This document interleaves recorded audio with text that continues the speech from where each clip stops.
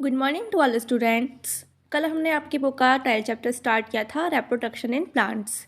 First of all हमने इसमें reproduction की डेफिनेशन के बारे में स्टडी की थी कि रिप्रोडक्शन होता क्या है। तो किसी भी एनिमल के द्वारा अपने इंडिविजुअल्स को प्रोडक्शन करना ही क्या कहलाता है, रिप्रोडक्शन कहलाता है। सो इस चैप्टर में प्लांट्स की रिप्रोडक्शन प्रोसेसेस के बारे में हम स्टडी करेंगे। तो इसके बाद हमने रिप्रोडक्शन के मोड्स के बारे में स्टडी किया था कि रिप्रोडक्शन की मोड्स क्या हो सकते हैं प्लांट्स में। तो वो उनके वेजिटेटिव पार्ट और रिप्रोडक्टिव पार्ट के आधार पर, यानी कि on the basis of vegetative parts and reproductive parts, reproduction in plants is two types. First asexual reproduction and second in sexual reproduction. तो हमने इन दोनों की डेफिनेशन भी कल स्टडी की थी। असेक्सुअल रिप्रोडक्शन हमने पढ़ा था कि ये वह रिप्रोडक्शन होता है जिससे कि प्लांट हमें किसी रिप्रोडक्टिव ऑर्गन्स की इसमें ज़्यादा मदद नहीं होती है, यानी कि यह क्या करता है, विदाउट सीड, यानी कि बिना किसी बीज की मदद के हमको एक नया प्लांट देगा। जबकि सेक्सुअल रिप्रोडक्शन में नया प्लांट हमको किससे प्राप्त होगा, सीड की हेल्प की मदद से मिलेगा। तो कल हमने असेक्सुअल रिप्रोडक्शंस के टाइप्स के बारे में स्टडी किया था। इसमें फर्स्टली वेजिटेटिव प्रोपेगेशन पढ़ा था, जो कि हमने रोज़ एंड चंपा फ्लावर में स्टडी किया था। तो वेजिटेटिव प्रोपेगेशन क्या होता है कि प्लांट के जितने भी वेजिटेटिव पार्ट्स होते हैं, चाहे वो उनका स्टेम हो, लीफ हो, रूट हो, वो सभी इनके वेजिटेटिव पार्ट्स होते हैं और इनके द्वारा जो अगर हमें रिप्रोडक्शन हो रहा है तो उसको हम वेजिटेटिव प्रोपेगेशन कहेंगे। इसके बाद हमने सेकंड मेथड हमने पढ़ी थी, बडिंग के बारे में पढ़ा था।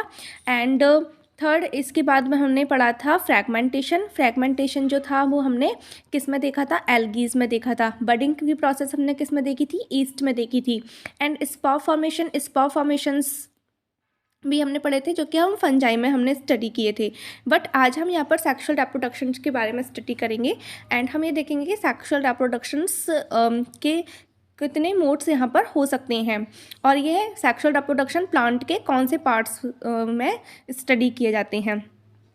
You have learn earlier the structure of flower. आपने पहले फ्लावर की एक स्ट्रक्चर पढ़ी होगी। You know that the flower are the reproductive part of a plant. और आपने अभी ये भी जान लिया है कि जो फ्लावर्स होती हैं वो प्लांट के रिप्रोडक्टिव पार्ट्स होती हैं। The stamen are the male reproductive part and the pistil is the female reproductive part. अब इन फ्लावर्स में दो स्ट्रक्चर्स प्रेजेंट होती हैं, एक स्टेमन्स होती है, एक पिस्टिल होती है। तो स्टेमन जो होती है वो यहाँ पर मेल रिप्रोडक्टिव पार्ट होती है और पिस्टिल्स जो होती हैं वो फीमेल रिप्रोडक्टिव पार्ट होती हैं किसी भी प्लांट के लिए। अब हम एक एक्टिविटी करती हैं।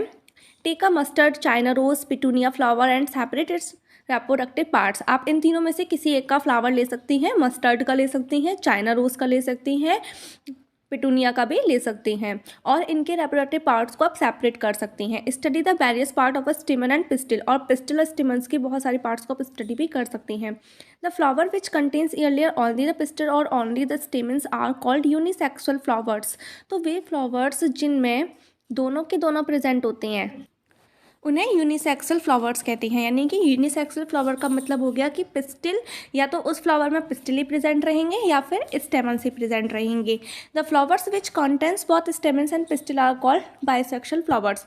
और वे फ्लावर्स जिनमें स्टेमन पिस्टिल दोनों प्रेजेंट होते हैं एक ही फ्लावर में, उसे हम बाइसेक्सुअल फ्लावर कहते हैं। Corn, papaya and cucumber produce unisexual flower.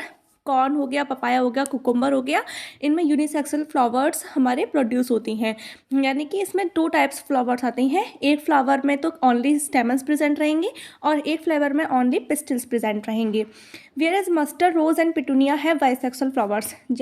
उसी के आधार पर अगर हम दूसरी ओर देखें तो मस्टर्ड, रोज, पिटूनिया, चाइना रोज ऐसे प्लांट्स होती हैं जो कि बाइसेक्सुअल फ्लावर्स होती हैं, यानी कि उनमें स्टेमन और पिस्टिल दोनों एक ही फ्लावर में प्रेजेंट होती है। अब यहाँ पर आपको एक स्टेमन की स्ट्रक्चर दिखाई गई है। स्टेमन के टू पार्ट्स होती हैं। एक पार्ट होता है इसका फिलामेंट और एक होता है एंथर, जैसा कि आपको इस डायग्राम में दिखाई दे रहा है। ये इसका फिलामेंट होता है, ये इसका एंथर होता है और ये दोनों पार्ट्स मिलकर के किसका फॉर्मेशन करते हैं, स्टेमन का फॉर्मेशन करते हैं। अब हम पिस्टिल की बात करते हैं। तो पिस्टिल के थ्री पार्ट्स होते हैं। एक पिस्टिल थ्री पार्ट्स में डिवाइडेड होती है। इसकी जो अपर पार्ट होती है वो उसे हम स्टिग्मा कहते हैं। फिर यह एक ट्यूब लाइक स्ट्रक्चर होती है जिसे हम स्टाइल कहते हैं और इसके अंदर फूला हुआ जो पार्ट होता है उसे हम बोलते हैं ओवरी। और ओवरी के अंदर क्या चीज़ प्रेजेंट होती है, ओव्यूल प्रेजेंट होती है। जब भी इस ओवरी में जो एग्स प्रेजेंट होते हैं उनका इस एंथर्स के साथ में जब फर्टिलाइजेशन होता है तब ये ओवरी हमारा क्या बनाएगी, फ्रूट बनाएगी। जैसे कि मैंगो, आप मैंगो खाते हैं तो फ्रूट बनाएगी। ओब्यूल होते हैं, ओब्यूल क्या बनाएंगे, इसमें सीड फॉर्मेट करेंगे। जैसे कि आप मैंगो का जो सीड होता है वो किसके द्वारा बनेगा, हमारा ओब्यूल के द्वारा बनेगा, और वो जो ओवरी होगी वो क्या बनाएगी, फ्रूट बनाएगी। इसी तरीके से टोमेटो, लेडी फिंगर, इन सभी में इसी तरीके के स्ट्रक्चर्स देखने को मिलती है। Both the male and female unisexual flowers may be present in the same plant or in different plants. तो मेल और फीमेल यूनिसेक्सुअल फ्लावर्स होती हैं वो एक प्लांट पर भी प्रेजेंट हो सकते हैं या फिर अलग अलग प्लांट्स पर भी प्रेजेंट हो सकते हैं। Could you identify the anther and the filament of स्टेमन, क्या आप स्टेमन के एंथर और फिलामेंट्स को देख सकते हैं, जैसे कि आपने यहाँ डायग्राम में अभी अभी देखा है, तो हमने उनको पहले स्टडी कर लिया है। Anther contains pollen grains, anther में क्या चीज़ प्रेजेंट होती हैं, पॉलन ग्रेन्स प्रेजेंट होती हैं विच प्रोड्यूस मेल गैमेट्स, जो कि क्या प्रोड्यूस करती हैं, मेल गैमेट्स प्रोड्यूस करती हैं। पिस्टिल जो होती हैं वो 3 पार्ट से मिलकर के बनी होती हैं, स्टिग्मा, स्टाइल एंड ओवरी। इसके 3 पार्ट हो गए, एक तो स्टिग्मा हो गया, स्टाइल हो गया एंड ओवरी हो गया। द ओवरी कंटेंस 1 और मोर ओव्यूल्स, ओवरी के अंदर एक या एक से ज़्यादा ओव्यूल्स प्रेजेंट होती हैं जो कि फीमेल गैमेट्स यानी कि एग को फॉर्म करती है। इन द एन ओव्यूल, किसके अंदर, ओव्यूल के अंदर। इन सेक्सुअल रिप्रोडक्शन, अगर हम सेक्सुअल रिप्रोडक्शन की बात करें तो उसमें मेल और फीमेल गैमेट्स आपस में फ्यूज़ होते हैं और वहाँ पर एक स्ट्रक्चर फॉर्मेट होती है जिसको हम बोलते हैं zygote. Buzo wants to know how the male gametes in the pollen grains reach the female gamete present in the ovule. बुजो ये जानना चाहता है कि जो मेल गैमेट्स पॉलन ग्रेन में प्रेजेंट थे वो फीमेल गैमेट जो कि ओव्यूल में प्रेजेंट है उस तक किस तरीके से पहुँचते हैं। तो उसके लिए एक प्रोसेस होती है पॉलिनेशन, यानी कि वो किस प्रोसेस के थ्रू वहाँ तक पहुँचेंगे, पॉलिनेशन के थ्रू पहुँचेंगे। Generally pollen grains have a tough protective coat, pollen grains जो होते हैं उनके पास एक बहुत ही मोटी प्रोटेक्टिव कवरिंग प्रेजेंट होती है which prevents them from dry, जो कि उन्हें सूखने से क्या करती है, बचाती है। Since pollen grains are light, इसलिए जो पॉलन ग्रेन्स होती हैं वो हमेशा कैसे होती हैं, लाइट होती हैं। They can be carried by wind, और वे हवा के द्वारा उन्हें कहीं पर भी एक स्थान से दूसरे स्थान पर ले जाया जा सकता है, और वाटर यानी कि पानी के द्वारा या फिर एयर के द्वारा। Insects visit flowers and carry away pollen on their bodies, insects जो होती हैं वो क्या करती हैं, फ्लावर्स पर आती हैं और वो अपने पॉलेंस को अपनी बॉडी के ऊपर कैरी करती हैं और उन्हें दूसरे प्लांट तक उन्हें पहुंचाने का कार्य करती हैं। Some of the pollen lands on the stigma of a flower of the same kind, तो कुछ पॉलेंस जो होते हैं वो उसी फ्लावर के स्टिग्मा तक पहुंच जाते हैं। The transfer of pollen from the anther of to the stigma of the flower is called pollination. यहाँ पर जो पॉलन का ट्रांसफ़र है फ्रॉम द एंथर, कहाँ से, एंथर से कहाँ तक, स्टिग्मा तक।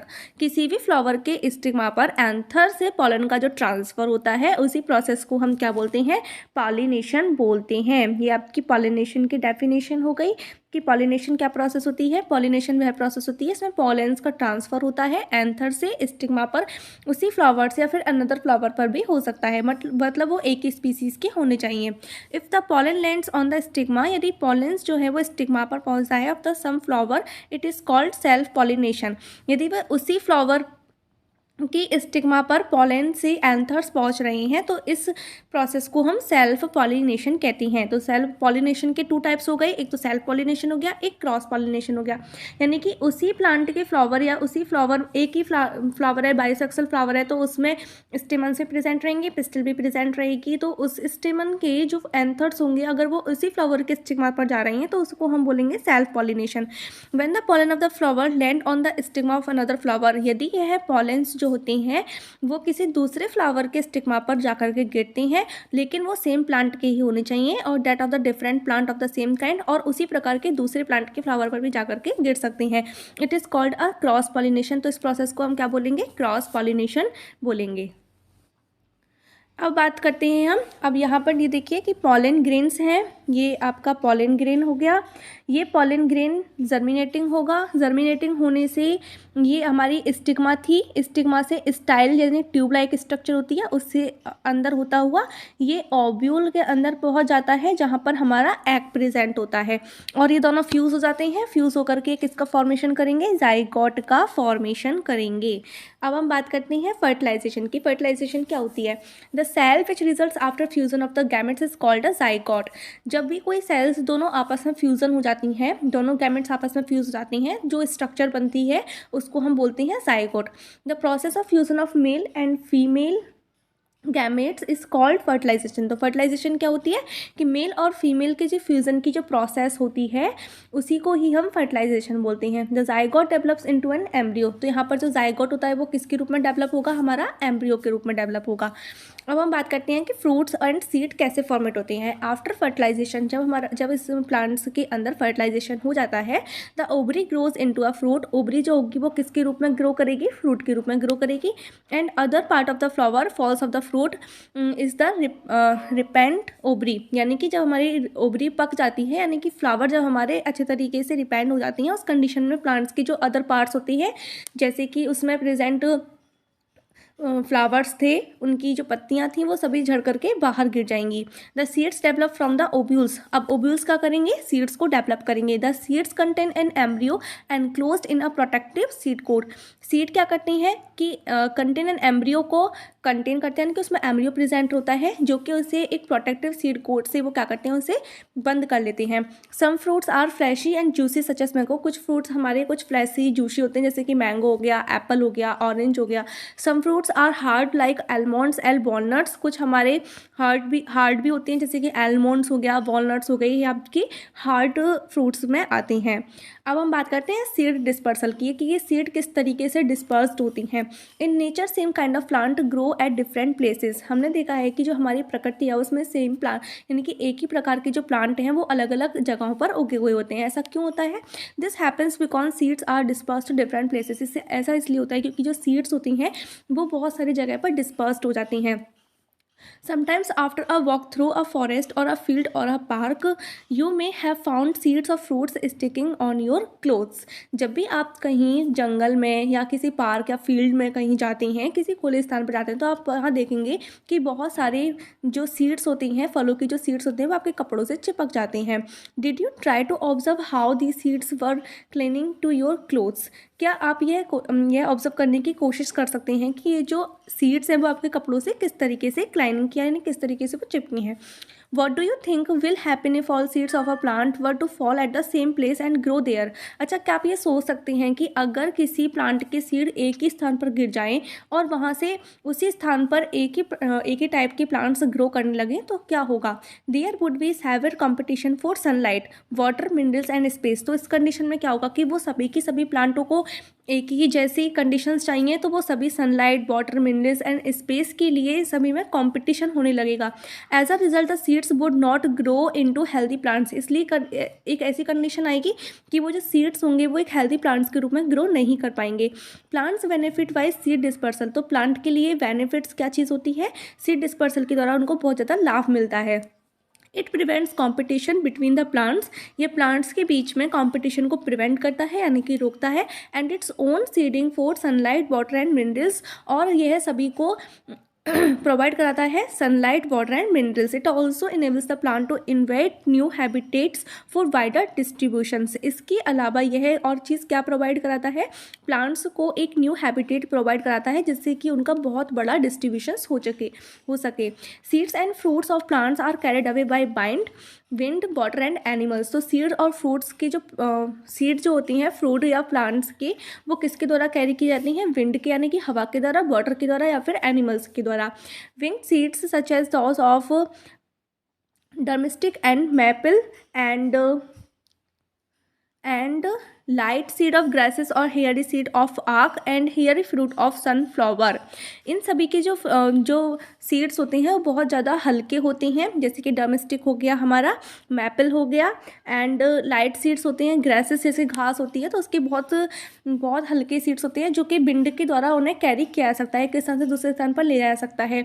और आपने आक यानी कि जो मदार का पेड़ होता है, आक का पेड़ होता है, उसके आपने हेयरी सीड्स भी देखे होंगे जो कि बहुत ज़्यादा हल्के होते हैं और वो विंड के द्वारा एक स्थान से दूसरे स्थान पर पहुंचाए जा सकते हैं।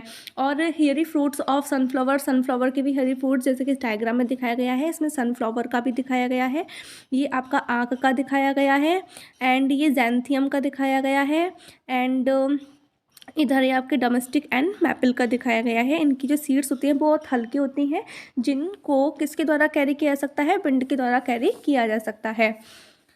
Gate blown off with and wind for far away places, जिसको हवा के द्वारा बहुत दूर उपस्थित जो स्थान है वहाँ तक उन्हें ले जाया जा सकता है। Some seeds are disperse by water, कुछ सीड्स ऐसे होती हैं जो कि वाटर के द्वारा डिस्पर्स्ड किए जाती हैं। दीज फ्रूट्स और seeds usually develop floating ability in the form of sponge या fibrous outer coat as in coconut. जैसे कि कोकोनट की जो सीड होती हैं, तो कोकोनट की उसमें क्या कंडीशंस पाई जाती हैं, उनकी क्या एबिलिटी होती है उनमें, कि जो सीड्स होती हैं उनमें फ्लोटिंग एबिलिटी प्रेजेंट होती है इन द फॉर्म ऑफ स्पॉन्जी, या तो वो बहुत ज़्यादा स्पॉन्जी होती हैं, और फाइब्रस आउटर कोट, और या फिर उनमें फाइब्रस आउटर कोट पाई जाती है जैसे कि कोकोनट में होती है।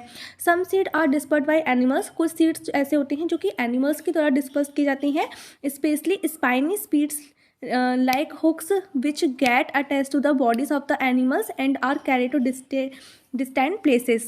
कुछ जो होती हैं वो एनिमल्स के द्वारा भी डिस्पर्स की जाती हैं सीड्स, यानी कि इसमें स्पेशली वो सीड्स आती हैं जो स्पाइनी होती हैं, यानी कि उनमें कांटे प्रेजेंट होती हैं, हुक्स प्रेजेंट होती हैं, which gets attach to the bodies of the animal, वो एनिमल की बॉडी से अटैच हो जाती हैं और बहुत दूर स्थान तक उन्हें कैरी किया जा सकता है। जैसे कि जैंथियम का एग्जाम्पल ले लेते हैं हम, तो यहाँ पर जो जैंथियम है इसमें ये स्पाइनी स्ट्रक्चर इसकी प्रेजेंट है, इसमें स्पाइंस देख सकते हैं आप, इसमें स्पाइंस निकले हुए हैं, तो इन स्पाइंस की वजह से ये बॉडी जो एनिमल्स की बॉडी होती है उससे जाकर के यह स्टिक हो जाती हैं और इन्हें बहुत लंबे समय तक या बहुत दूरी तक उन्हें पहुंचाया जा सकता है। Xanthium and Urania इसके एग्जाम्पल्स हैं। Some seeds are dispersed when the fruits burst with sudden jerks, कुछ सीड्स जो होती हैं वो तब डिस्पर्स्ड किए जाते हैं जब हमारे जो फ्रूट्स होते हैं तो बर्स्ट हो जाते हैं, यानी कि सडनली जग्स के साथ में। द सीड्स आर स्कैटर्ड, यानी कि एक तरीके से वो फट जाती हैं। Seeds are scattered far from the parent plants, तो सीड्स जो होती हैं वो स्कैटर्ड होते हैं यानी कि फैल जाती हैं। पेरेंट प्लांट्स यानी कि जो उनका पेरेंट प्लांट होता है वो काफ़ी दूर दूर तक जाकर के बिखर जाती हैं। This happens in the case of the castor and balsam, ये बेल्सम वो कास्टर जैसे प्लांट्स में देखने को मिलता है। तो यहाँ पर आपने सीड डिस्पर्जल की स्टडी कर ली है कि सीड में डिस्पर्जन किस प्रकार से होता है, तो विंड की मदद से, वाटर की मदद से एंड एनिमल्स की मदद से भी हो सकता है। फिर आपने उससे पहले फ्रूट एंड सीड का फॉर्मेशन पढ़ा था कि फ्रूट्स जो होते हैं वो हमारा ओवरी से बनेंगे एंड सीड हमारे ओव्यूल फॉर्मेट करेंगे। उससे पहले आपने फर्टिलाइजेशन की प्रोसेस पढ़ी थी कि जाइगोट बनने की जो प्रोसेस होती है उसी को हम बोलते हैं फर्टिलाइजेशन। उससे पहले आपने जाइगोट फॉर्मेशन के बारे में पढ़ा था कि जाइगोट क्या होता है, कि जब दो गैमेट्स आपस में फ्यूज़ कर जाते हैं तो उस प्रोसेस को हम बोलते हैं जाइगोट। अब ये दोनों गैमेट्स फ्यूज़ कौन सी मेथड से करते हैं, पॉलिनेशन से करते हैं। तो पॉलिनेशन 2 टाइप्स का पढ़ लिया हमने, self pollination and cross pollination.